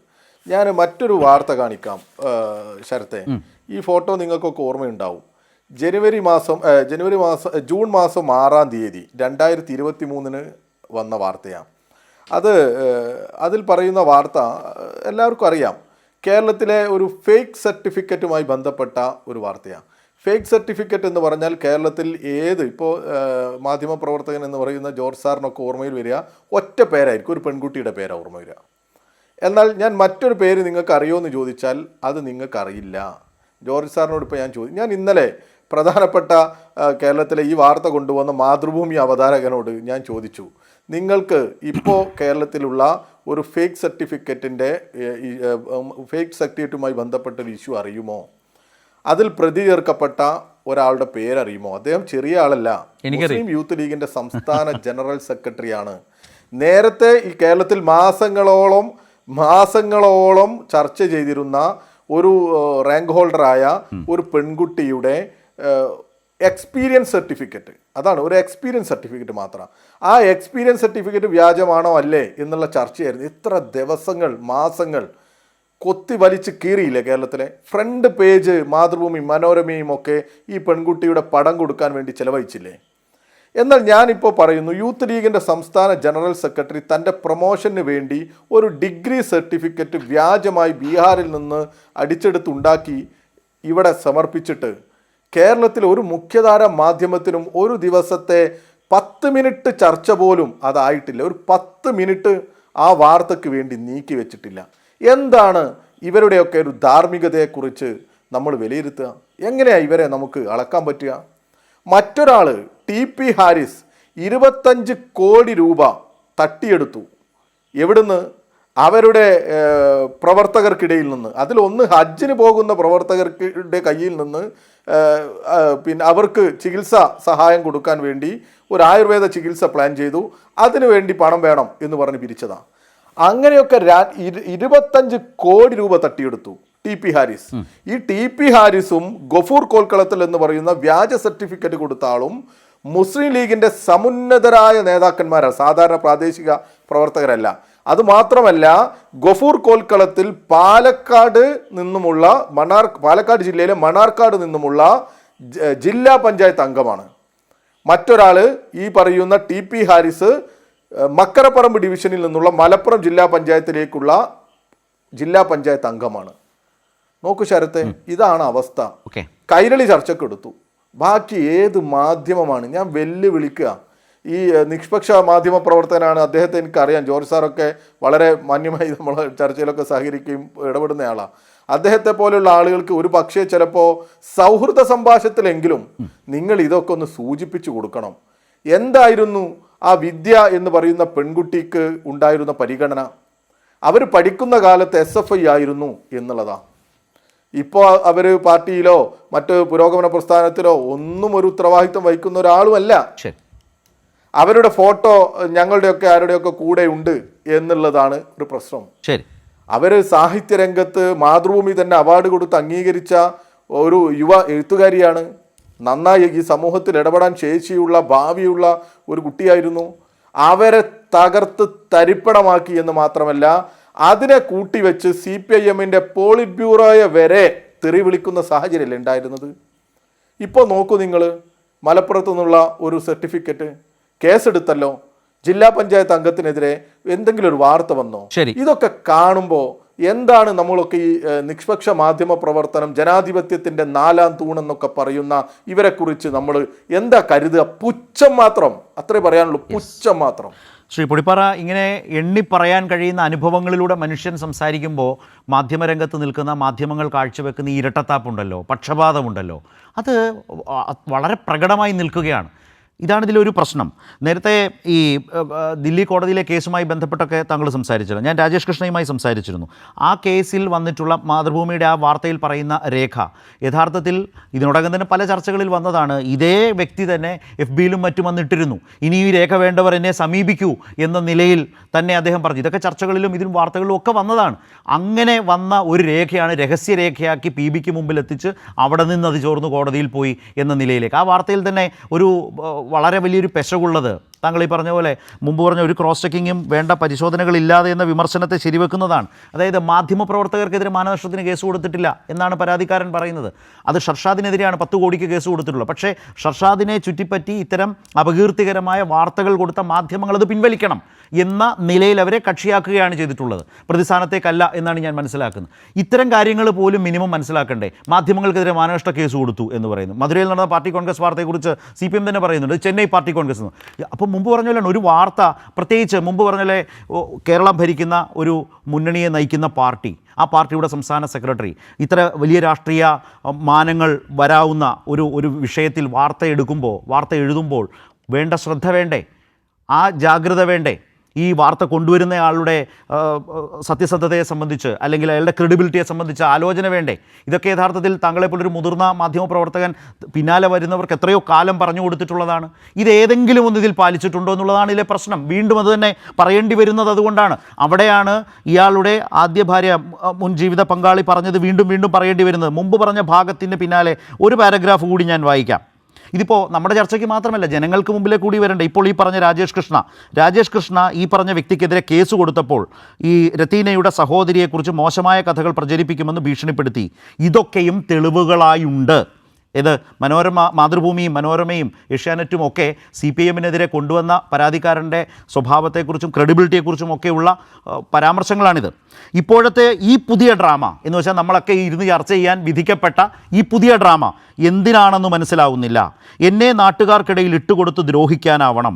ആദ്യം സിനിമ വെച്ചൊരു ട്രയൽ നോക്കിയേറ്റില്ല, സിനിമ പൊളിക്കാൻ നോക്കിയെന്നും മറ്റുള്ള കാര്യങ്ങളാണ്, അത് മുമ്പ് തന്നെ വന്നതാണ്, അത് ഏറ്റില്ല. അപ്പോൾ ആരോ ഉപദേശിച്ച ബുദ്ധിയാവണം. പാർട്ടിയെക്കുറിച്ച് പറഞ്ഞാൽ മീഡിയ വീട്ടുപടിക്കൽ വരുമെന്ന്. നോക്കൂ എത്ര ശക്തമായ കേരളത്തിലെ മാധ്യമങ്ങളെക്കുറിച്ച് ഏറ്റവും മോശപ്പെട്ട നിലയിൽ ആളുകൾ കാണുന്നു. വസീഫ് പറഞ്ഞത് മാത്രമല്ല, ഇങ്ങനെ പാർട്ടിയെക്കുറിച്ച് പറഞ്ഞാൽ, പാർട്ടി എന്ന നിലയിൽ കേരളത്തിൽ ഏറ്റവും അധികം ചർച്ച ചെയ്യുന്നത് CPM-നെ കുറിച്ചാണ്. CPM-നെ കുറിച്ച് പറഞ്ഞാൽ മീഡിയ വീട്ടുപടിക്കൽ വരുമെന്ന് ആരോ ഉപദേശിച്ച് കാണും. ഈ ആരോയിൽ മാധ്യമപ്രവർത്തകരില്ല, മാധ്യമ സ്ഥാപനങ്ങളില്ല, അതുമായി ബന്ധപ്പെട്ട രാഷ്ട്രീയ താല്പര്യങ്ങളില്ല എന്നെങ്ങനെ പറയാനാകും? അങ്ങനെ കുറ്റപ്പെടുത്തുന്നവരെ എങ്ങനെ പൊടിപ്പാറ നമ്മൾക്കൊക്കെ ഖണ്ഡിക്കാനാകും? കേട്ടു നിൽക്കേണ്ടി വരില്ല ഇതുപോലെ നമ്മളൊക്കെ? നേരത്തെ എനിക്ക് ഈ പറഞ്ഞ ഷർഷാദിനെയോ അല്ലെങ്കിൽ രാജേഷ് കൃഷ്ണയോ ഇതൊന്നും അല്ല എൻ്റെ പ്രശ്നം. എന്റെ പ്രശ്നം എന്ന് പറയുന്നത് കൈരളിക്കും അതുപോലെ തന്നെ ദേശാഭിമാനിക്കും ഒരു വാർത്തയെക്കുറിച്ചുള്ള ധാർമ്മിക രോഷം ഉണരുന്നത് സ്വന്തം നെഞ്ചിലേക്ക് വരുമ്പോൾ മാത്രമാണ്, അല്ലെങ്കിൽ CPM നേതാക്കൾക്കെതിരെ ആരോപണങ്ങൾ വരുമ്പോൾ മാത്രമാണ് മാധ്യമ മര്യാദയെക്കുറിച്ചും മാധ്യമ ധാർമ്മികതയെക്കുറിച്ചും നൈതികതയെക്കുറിച്ചും മാധ്യമ ജനാധിപത്യത്തെക്കുറിച്ചും ഒക്കെ ചിന്ത വരുന്നത്. അല്ലാത്ത ഘട്ടത്തില് ഈ പറഞ്ഞ രീതിയിൽ ആരെ ആക്രമിച്ച് അവന്റെ ജീവിതം അവസാനിപ്പിക്കുന്ന, അല്ലെങ്കിൽ ആരാക്രമിക്കപ്പെട്ടാലും ആര് തൊലിയുരിക്കപ്പെട്ടാലും ആരുടെ ജീവിതം എന്താ പറയാ വഴിയാധാരായാലും അത് നിങ്ങളെ ഒട്ടും വേദനിപ്പിക്കുന്നില്ല, അലോസരപ്പെടുത്തുന്നില്ല. പക്ഷെ സ്വന്തം പാർട്ടി നേതാക്കൾക്ക് നേരെ, സ്വന്തം പാർട്ടിയിൽ ഉൾപ്പെട്ട അല്ലെങ്കിൽ പാർട്ടിക്ക് നേരെ വരുമ്പോൾ നിങ്ങൾക്ക് വല്ലാതെ നോവുന്നു, വേദനിക്കുന്നു. അതുപോലെ തന്നെ നിങ്ങളുടെ ധാർമ്മികതയും ജനാധിപത്യ ബോധവും നാലാം തൂണെന്നുള്ള ആ സങ്കല്പമൊക്കെ വല്ലാതെ അങ്ങോട്ട് കൊണ്ടുകയറും. ഇവിടെയാണ് എൻ്റെ എതിർപ്പ്. ഇതെല്ലാവർക്കും ബാധകമാണ്.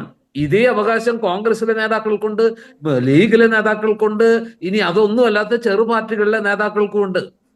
ഈ രീതിയിലുള്ള ഒരു ധാർമ്മികത, ഈ രീതിയിലുള്ള മര്യാദ, ഈ രീതിയിലുള്ള ഒരു നൈതികത, സത്യസന്ധത പലപ്പോഴും ഈ പറയുന്ന പാർട്ടി പത്രമോ പാർട്ടി ചാനലോ മറ്റു പാർട്ടി നേതാക്കൾക്കോ പാർട്ടിക്കാർക്കോ കൊടുക്കാറില്ല.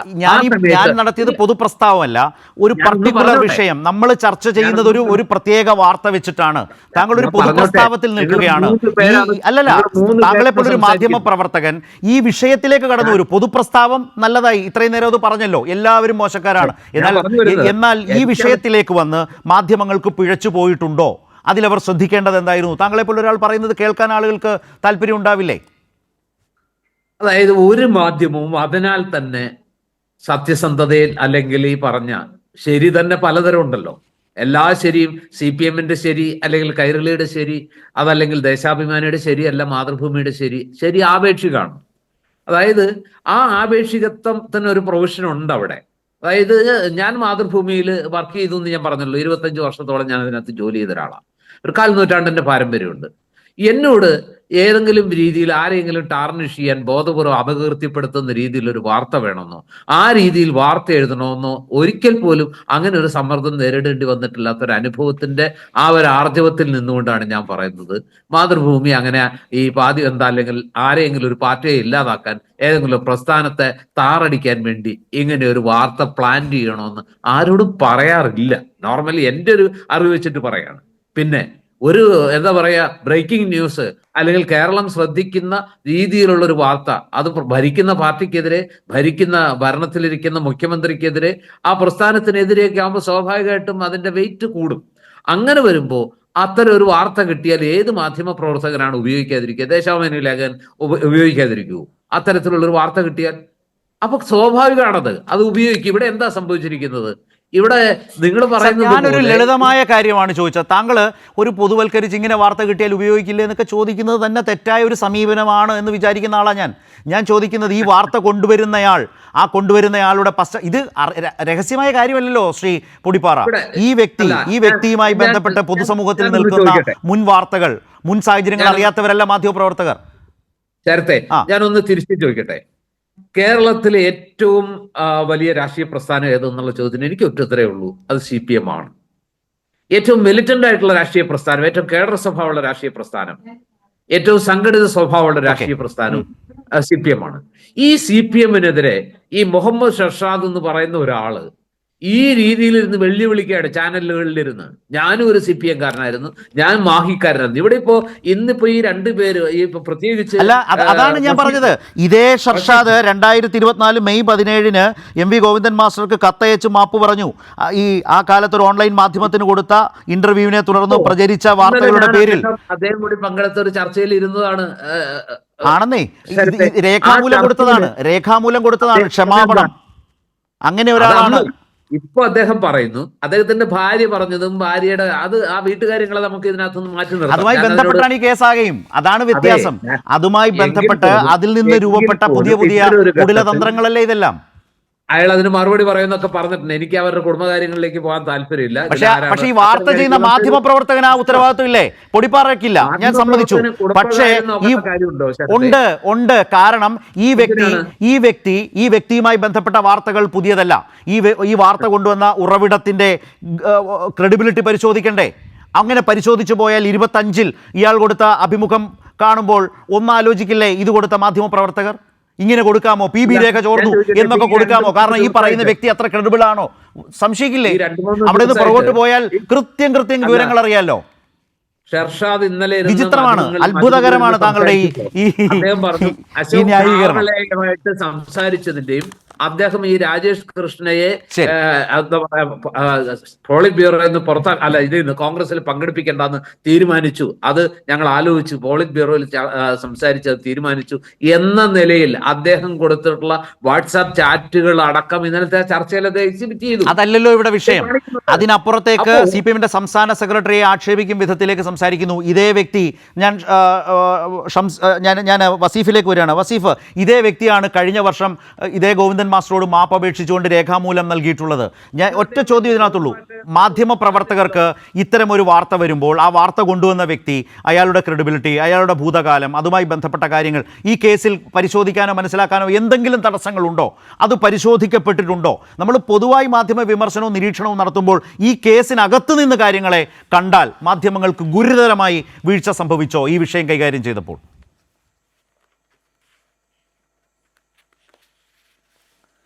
അല്ല, തീർച്ചയായിട്ടും അവരിപ്പോൾ കൊടുത്ത വാർത്തയെ വെച്ചിട്ടാണല്ലോ ഞാനും നിങ്ങളൊക്കെ ഇപ്പോൾ നേരത്തെ സംസാരിച്ചത്. PB രേഖ ചോർന്നു എന്നുള്ളതാ വാർത്ത, അതാ ലീഡ്. അത് വെച്ചിട്ടാണ് പിന്നീട് ഇങ്ങനെ വന്നത്. അത് ചോർത്തിയത് ആര്? നമ്മളതൊക്കെ മനസ്സിലാക്കണ്ടേ. ചോർത്തിയ ആള് പാർട്ടി സെക്രട്ടറിയുടെ മകൻ. അതുകൊണ്ടാണല്ലോ ഇത് വലിയ രീതിയിൽ സെൻസേഷനായത്. ഇവരൊക്കെ ഏറ്റെടുത്ത് വലിയ സംഭവമാക്കി ഗോവിന്ദമാഷ് മാപ്പ് പറയണം എന്നൊക്കെ തരത്തിലേക്ക് എത്തിയത്. പിന്നീടല്ലേ ഇവർ ആ പരാതിയിലുള്ള കാര്യങ്ങളൊക്കെ ഇങ്ങനെയാണ് അതാണ് എന്നൊക്കെ പറഞ്ഞിട്ട് ഇവർ വരുന്നത്. ഈ പരാതി എത്ര കാലമായി വാട്സപ്പിലും മറ്റുമൊക്കെ ഇങ്ങനെ നടന്നുകൊണ്ടിരിക്കുന്നു? വർഷങ്ങളായി. ഈ എടുത്തും കുത്തും ഇദ്ദേഹം എന്തൊക്കെ വിളിച്ചു പറഞ്ഞിട്ടുണ്ട്. വർഷങ്ങളായി ഇദ്ദേഹവും ഭാര്യയും തമ്മിലുള്ള പ്രശ്നങ്ങൾ നമ്മൾ കണ്ടതല്ലേ. അദ്ദേഹം ഭാര്യയെ പ്രയാസപ്പെടുത്തിയതിൻ്റെ ഭാഗമായി കോടതി അദ്ദേഹത്തെ താക്കീത് ചെയ്തതല്ലേ. അത് ആ സ്ത്രീ വളരെ കൃത്യമായി ഫേസ്ബുക്കിൽ എഴുതിയിട്ടില്ലേ. അവരുടെ പ്രയാസം അവർ പറഞ്ഞില്ലേ. എന്നെ ബോധപൂർവം മാധ്യമങ്ങളെ ഉപയോഗപ്പെടുത്തി എന്നെ എന്താക്കും, സമൂഹത്തിൽ ഇകഴ്ത്തി കാണിക്കും, താഴ്ത്തിക്കെട്ടും, മോശാക്കും, എനിക്ക് നീ സിനിമ കിട്ടാത്ത തരത്തിലേക്ക് കൊണ്ടുപോകും എന്നൊക്കെ കൃത്യമായി അവർ ഫേസ്ബുക്കിൽ എഴുതി. എന്നിട്ട് എന്താ ഇവർക്ക് ബോധ്യപ്പെടാത്തത്? അപ്പം ഇതിൽ യഥാർത്ഥ പ്രശ്നം എന്താ? ഈ ഷർഷാദും ഇവരും തമ്മിലുള്ള വ്യക്തിപരമായ പ്രശ്നങ്ങൾ, ഇവരുടെ ജീവിത പ്രശ്നങ്ങൾ, അതിൽ ഇടപെട്ട് ഇവരോടൊപ്പം ഈ പറയുന്ന രാജേഷ് കൃഷ്ണൻ നിന്നു എന്നതാവാം. ഇനിയല്ല, രാജേഷ് കൃഷ്ണനുമായിട്ട് സാമ്പത്തിക ഇടപാടുകളുണ്ട് ആവട്ടെ, അത് കേസ് കൊടുക്കാലോ. അതും കൊടുത്ത കേസുകളുണ്ടല്ലോ. ഇപ്പം ഇവിടെ ഞാൻ മനസ്സിലാക്കുന്നത് രാജേഷ് കൃഷ്ണയെ ആക്ഷേപിച്ചുകൊണ്ട് കേസ് കൊടുത്തതും രാജേഷ് കൃഷ്ണക്കെതിരെ പലർക്കെതിരെയും പരാതി കൊടുത്തതും പല ചാനലുകളിലും ഈ പറയുന്ന മറുനാടിനിലൊക്കെ പറഞ്ഞതിൻ്റെയൊക്കെ അടിസ്ഥാനത്തിൽ അയാൾക്കുണ്ടായ അഭിമാന പ്രശ്നം, അതാണ് അയാൾ എന്തെങ്കിലും ഡിഫമേഷനായിട്ട് കോടതിയിൽ കൊടുക്കുന്നത്, 10 കോടിയോ മറ്റോ ആവശ്യപ്പെട്ട് കൊടുക്കുന്നത്. അതിനു വേണ്ടിയുള്ള രേഖയാണ് അദ്ദേഹം ഹാജരാക്കിയത്. അതിൻ്റെ അർത്ഥം എന്താ? അദ്ദേഹത്തെക്കുറിച്ച് ഉന്നയിച്ച കാര്യങ്ങളിലും ഒരു വസ്തുതയില്ല എന്നുള്ളതല്ലേ. അതോടൊപ്പം പിന്നെ ഇന്നലെ മറ്റൊരു വാർത്ത, തോമസ് ഐസക്കിനെയും MB രാജേഷിനെയും മറ്റൊക്കെ കൂട്ടിക്കെട്ടിക്കൊണ്ടുള്ള ഒരു വാർത്ത. അപ്പോൾ തോമസ് ഐസക്ക് മാധ്യമങ്ങളുടെ മുമ്പിൽ പെട്ടെന്ന് അദ്ദേഹത്തിന് അവൈലബിൾ ആയൊരു സമയമായിരുന്നു. അദ്ദേഹം ചോദിച്ചപ്പോൾ അദ്ദേഹം പറഞ്ഞു, ഒരു സംശയവും വേണ്ട, അസന്നിഗ്ധമായി അദ്ദേഹം പറഞ്ഞു, ഞാൻ നിയമ നടപടി സ്വീകരിക്കും, പിൻവലിച്ച് മാപ്പ് പറയണം. പറഞ്ഞില്ലേ? അല്ല, ഞാനത് കണ്ടപ്പോൾ വസീഫ് ആലോചിച്ചെന്താണെന്നറിയോ? രാജ്യത്തെ മുട്ടുമടക്കിയത് തോമസ് ഐസക്കിന് മുമ്പിലാണ്. അദ്ദേഹം ഹൈക്കോടതിയിൽ കൊടുത്ത കേസിന് മുമ്പിലാണ്. അദ്ദേഹത്തോട് ചോദിച്ചപ്പോൾ വസീഫ് പറഞ്ഞ പോലെ തന്നെ ഉറപ്പായും മുന്നോട്ട് പോകും എന്ന് പറഞ്ഞു. ഇന്ന് പാർട്ടി സംസ്ഥാന സെക്രട്ടറി MV ഗോവിന്ദൻ മാസ്റ്റർ അത് വാർത്തയായി പ്രസ്താവനയായി തന്നെ ജനങ്ങളെ അറിയിക്കുകയും ചെയ്തു. അങ്ങനെയൊക്കെയുള്ള ആളുകളോടാണ് ഈ കളി. വസീഫ് പൂർത്തിയാക്കുള്ളൂ. അതാ ഞാൻ പറഞ്ഞത്, ഈ പാർട്ടിയെ സംബന്ധിച്ചിടത്തോളം അങ്ങനെ എന്തെങ്കിലും ആക്ഷേപമോ പരാതിയോ ആർക്കും ഉന്നയിക്കാം, അതിലൊന്നും നമുക്ക് ആർക്കും ഒരു തർക്കമില്ല. അതിൽ വസ്തുത ഉണ്ടെങ്കിൽ അത് പരിശോധിക്കും, നടപടിയെടുക്കും. എത്ര ആൾക്കെതിരെ നടപടിയെടുത്തു? നമ്മൾ ഈ പാർട്ടിയിൽ എത്ര നേതാക്കന്മാർക്കെതിരെ ഒക്കെ നടപടിയെടുത്തില്ലേ? എന്നാൽ മറുപക്ഷവും നമ്മൾ ആലോചിക്കണ്ടേ? ഈ മാധ്യമങ്ങൾ അതുകൂടി പരിഗണിക്കണ്ടേ? കേന്ദ്രം ഭരിക്കുന്ന പാർട്ടിയുണ്ട്, ഇവിടെ ഇതുവരെ ഭരിച്ച പാർട്ടിയുണ്ട്, പല ജില്ലാ പഞ്ചായത്തും പല ലോക്കൽ ബോഡികളൊക്കെ ഭരിച്ചുകൊണ്ടിരിക്കുന്ന അത്യാവശ്യം തിരക്കേടില്ലാത്ത പാർട്ടികൾ തന്നെയാണല്ലോ മറ്റതും. ഈ ക്രമക്കേടും തട്ടിപ്പും എല്ലാ കുതുകാൽ വെട്ടും ഒക്കെ ചെയ്യുന്ന ഇവരല്ലേ. അവരെക്കുറിച്ചും ഒരു അല്പം വാർത്ത കൊടുക്കണ്ടേ? ഇത് വാർത്ത കൊടുക്കണ്ടെന്നോ ഇത് തീരെ പരിഗണിക്കണ്ടെന്നോ അവഗണിക്കണമെന്നൊന്നും ഞങ്ങൾക്ക് അഭിപ്രായം. നിങ്ങൾ വാർത്തയൊക്കെ കൊടുത്തോ? നിങ്ങൾ നോക്ക്, ഇന്ത്യയിലെ ഒരു പാരമ്പര്യമുള്ള പത്രം, അതായത് ഈ സ്വാതന്ത്ര്യ സമരത്തിൻ്റെയൊക്കെ വലിയ പാരമ്പര്യം, വലിയ പിന്നെ ദേശീയ പാരമ്പര്യമൊക്കെ അവകാശപ്പെടുന്ന മാതൃഭൂമി എന്ന് പറയുന്ന ഒരു പത്രം മറുനാടൻ പത്രത്തോട് ചേർത്ത് വെച്ച് പറയേണ്ട ഒരു ഗതികേടിലേക്ക് എത്തിയോ ഇല്ലേ എന്ന് അവർ പരിശോധിക്കട്ടെ. ശരി വസീഫ, ഞാൻ വരാം എന്ന് തന്നെയാണ് എൻ്റെ 100% ഉറച്ച നിലപാട്. ശരി, എന്തായാലും എനിക്ക് തോന്നുന്നു ലാൽകുമാർ, ഇത് ഇപ്പോൾ ഈ ഷർഷാദിനെ ഇപ്പോൾ പറയുന്നതൊക്കെ കേട്ട് വലിയൊരു ഒരു വിവാദ വാർത്ത രൂപപ്പെടുത്തിയവർ 2024 മെയ് 17 ഇതേ ഷർഷാദ് എം വി ഗോവിന്ദന് അയച്ച കത്തിൽ മാപ്പ് പറഞ്ഞതും മറ്റു കാര്യങ്ങളും അറിഞ്ഞിട്ടുണ്ടാവില്ല, അല്ലെങ്കിൽ അത് മറച്ചു വെച്ചിട്ടുണ്ടാകും. കാരണം പൂർണ്ണമായി വിശ്വസിച്ചാൽ കിട്ടിയ പണിയാകണം. ഏതായാലും അതൊരു വലിയ ഇരുട്ടടിയായിട്ടുണ്ട്. കാരണം അതോടുകൂടി സംഗതി മാറുന്നു. ഇതായിപ്പോൾ ഗോവിന്ദൻ മാസ്റ്ററുടെ കേസ് മുന്നോട്ട് പോകുന്നു, വക്കീൽ നോട്ടീസ് ചെന്നു കഴിഞ്ഞു. കേരളത്തിലെ മാധ്യമ സിൻഡിക്കേറ്റിൻ്റെ ഒരു പുതിയ പതിപ്പാണോ ഇതിൽ കണ്ടത്?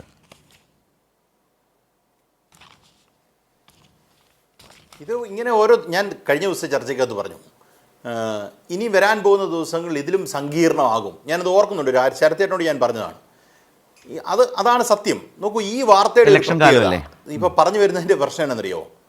അതെ, ഇനി അതാണ് എം പി രാജേഷൻ ഇന്നലെ പറഞ്ഞത്. ഈ വാർത്തയുടെ ഒരു പ്രത്യേകത എന്നറിയോ?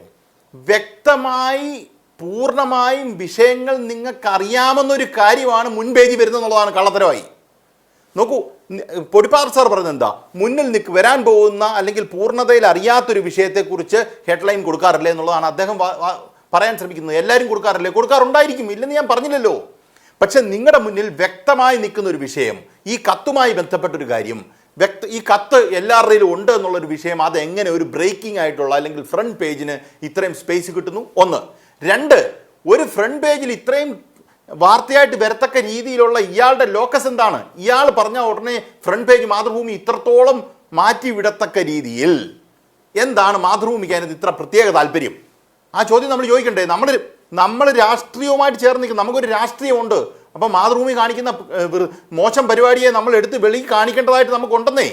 അത് മാതൃഭൂമിയെ സാറ് ഡിഫെൻഡ് ചെയ്യുന്നത് പോലെ മാതൃഭൂമിയെ എതിർക്കാനുള്ള ബാധ്യത നമുക്കുണ്ട്. അതാണ് ആരാണ് ഇത് ചോർത്തിരിക്കുന്നത്? ഗോവിന്ദ മാസ്റ്ററിന്റെ മോനാ ചോർത്തിരിക്കുന്നേ, ഒന്ന് ഓർത്തോണം.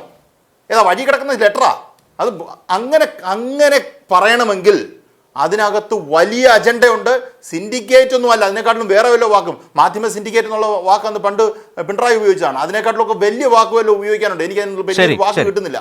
പക്ഷേ ഒരു കാര്യം ഉറപ്പാണ്, നിങ്ങളുടെ ക്രെഡിബിലിറ്റി പൂർണ്ണമായി മാധ്യമപ്രവർത്തകർ ക്രെഡിബിലിറ്റി പോയി കഴിഞ്ഞിരിക്കുന്നു. ഇതൊരു വല്ലാത്തൊരു വർഗമായി മാറി കഴിഞ്ഞിരിക്കുന്നു. നിങ്ങൾക്ക് ഒരു ക്രെഡിബിലിറ്റി ഇല്ല. ശരി, ഞാൻ കണ്ടന്റ് വെച്ച് മാത്രമാണ് പൊടിപ്പാറ ചോദ്യം. ഈ വാർത്തയ്ക്ക് ഇനി എത്രമാത്രം ലൈഫ് താങ്കൾ കാണുന്നുണ്ട്? ഞാൻ ഈ വാർത്തയ്ക്കകത്ത് ഈ ഷർഷാദ് എന്ന് പറയുന്ന കക്ഷി അത്ര ക്രെഡിബിൾ ആയിട്ടുള്ള ഒരാളാണെന്നോ അല്ലെങ്കിൽ രാജേഷ് കൃഷ്ണ ഈ ലോകത്തിലെ ഏറ്റവും വലിയ തട്ടിപ്പുകാരനാണോ എന്നൊന്നും ഞാൻ പറയുന്നില്ല. എന്റെ പോയിന്റ് ഇത്രയേ ഉള്ളൂ, ഇത് തെങ്ങിനും കവുങ്ങിനും ഒരേ തളമൊന്നും അല്ല സാർ. ഞാൻ ചോദിച്ചത് ഈ വാർത്തയുടെ ലൈഫ് എത്ര എന്നാണ് ചോദിച്ചത്. താങ്കൾ ആ പറഞ്ഞുകൊണ്ടിരിക്കാതെ ഒരു പുതിയ കാര്യം കേൾക്കാൻ എനിക്കൊരു ആഗ്രഹം കൊണ്ട് ചോദിക്കുകയല്ലേ. ഈ വാർത്തയ്ക്ക് ലൈഫ് ഉണ്ടോ?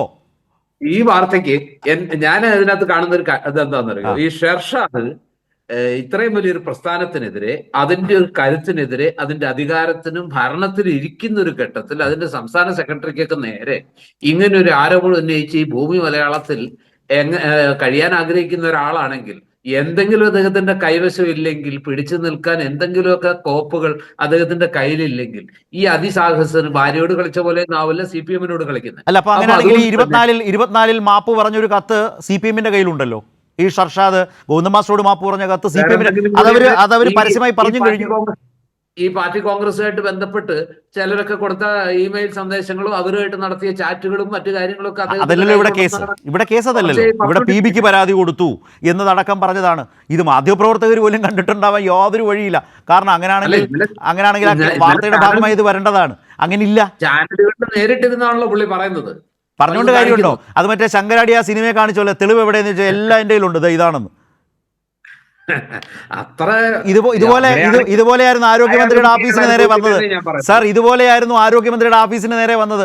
ദാ പരാതി, സംഭവം, കൈക്കൂലി എല്ലാം ദാ തീർന്നു എന്നുള്ള മട്ടിൽ വന്നു. അവസാനം എന്താ അതുകൊണ്ടാണ് ലൈഫിനെ കുറിച്ച് ഞാൻ ചോദിച്ചത്. ഷർഷാദ് ജയിച്ചു കാണണമെന്ന് ആഗ്രഹിക്കാത്ത ഒരാളാണ് ഞാൻ. ഇത്തരം അവതാരങ്ങൾ ഉണ്ടാകാതിരിക്കട്ടെ എന്ന് ആഗ്രഹിക്കുന്നു. ഏതായാലും ഷർഷാദാണ് ഇതിൽ അവതാരം എന്ന് ഈ ചർച്ചയിലൂടെ എങ്കിലും നമ്മൾക്ക് ആളുകളുടെ ഇടയിൽ കുറെ കൂടി ഫലപ്രദമായി എത്താനായി എന്നുള്ളതാണ് ഈ ചർച്ചയിൽ ഞാൻ കാണുന്നത്. വസീഫ്, വളരെ വേഗം നമുക്ക് അവസാനിപ്പിക്കാം.